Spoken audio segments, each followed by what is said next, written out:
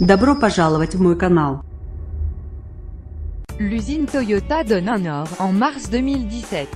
Max Pepe, Emmanuel Macron reçoit 140 patrons étrangers à Versailles, lundi 22 janvier, pour un sommet baptisé Choose France. Choisissez la France. On entend souvent que notre pays est un véritable repoussoir, mais c'est une idée reçue.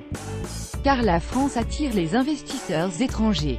Aujourd'hui, près d'un salarié sur 10 travaille dans une entreprise étrangère installée dans l'Hexagone, que ce soit le siège ou une filiale. Ces entreprises étrangères et leurs implantations pèsent pour 29% de notre richesse nationale PIB. Elles représentent aussi un tiers des exportations.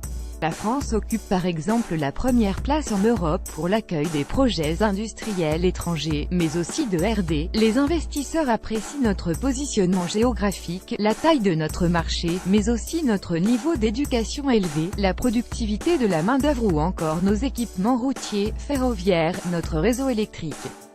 Sans oublier le marché immobilier qui, même s'il est cher, reste en deçà des prix des grandes capitales Londres, New York ou Tokyo. Mais on pâtit quand même de freins importants. Les investisseurs sont rebutés par les carcans administratifs, une fiscalité trop lourde, un code du travail réputé trop complexe. Mais, c'est en train de changer, c'est bien le message qu'Emmanuel Macron veut faire passer aux dirigeants étrangers réunis à Versailles, comme Facebook, Rolls-Royce, SAP, Goldman Sachs. Il va leur dire, en anglais, combien la France est désormais business-friendly, pro-entreprise, bien plus qu'il est.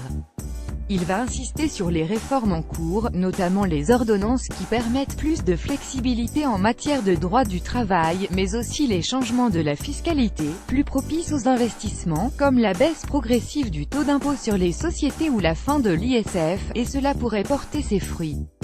Si on en croit un sondage Ipsos réalisé en décembre dernier, auprès des chefs d'entreprise étrangers, la dynamique est bien enclenchée. 60% voient la France comme un pays attractif pour les entreprises. C'est 2 fois plus qu'il y a un an. Le contexte est favorable, avec le Brexit, et le protectionnisme de Trump. Reste à voir si ce sentiment va se transformer en contrats et investissements dans l'Hexagone. Comme Toyota, où Emmanuel Macron sera lundi à la mi-journée. Le constructeur japonais a implanté une usine il y a 20 ans à Honan Nord. Il prévoit plusieurs centaines de millions d'euros supplémentaires, ce qui devrait permettre de créer des nouveaux emplois.